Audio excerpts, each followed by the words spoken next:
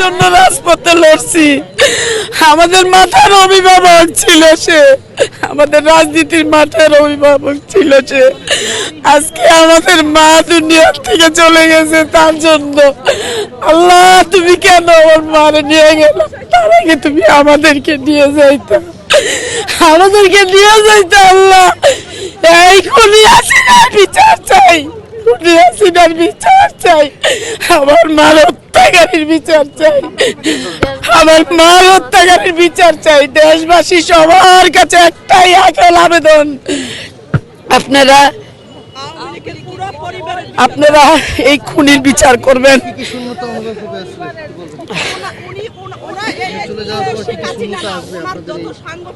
ভাই আল্লাহ পাক এই খবরটা শোনানোর পরে আমাদের পায়ের তলের জমিন নাই, আমাদের মাটি ফাঁক হয়ে গেল, আমরা মাটির তলে ঢুকে যাইতাম। আল্লাহ তুমি কেন আমাদেরকে আগে ঢুকাইলা না?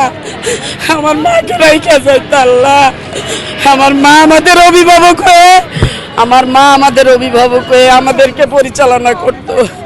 আজকে 17-18 বছর ধরে কত আওয়ামী লীগের কত অত্যাচার, কত আমার স্বামী, আমরা আমাদের রূপে সরকার বনানী থানার সভানেত্রী, উনি 3 বার জেল কাটছে, এতগুলা মামলা। ভাই আপনাদের কাছে একটাই আকুল,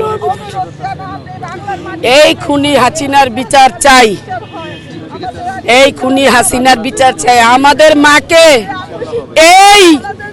এই মেডিকেলে রেখে আমাদের মাকে ফুড পয়জন দিয়ে আজকে আমার মাকে হত্যা করেছে। নাইলে আমার মা কোনোদিনও এত তাড়াতাড়ি দুনিয়া থেকে চলে যাইতো না।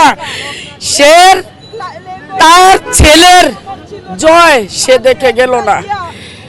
আল্লাহ আমাদের মাথার উপরের অভিভাবক চলে গেছে। ভাই আমাদের মাথার উপরের অভিভাবক চলে গেছে, আমাদের গর্ভধারিণী মা মরে গেছে।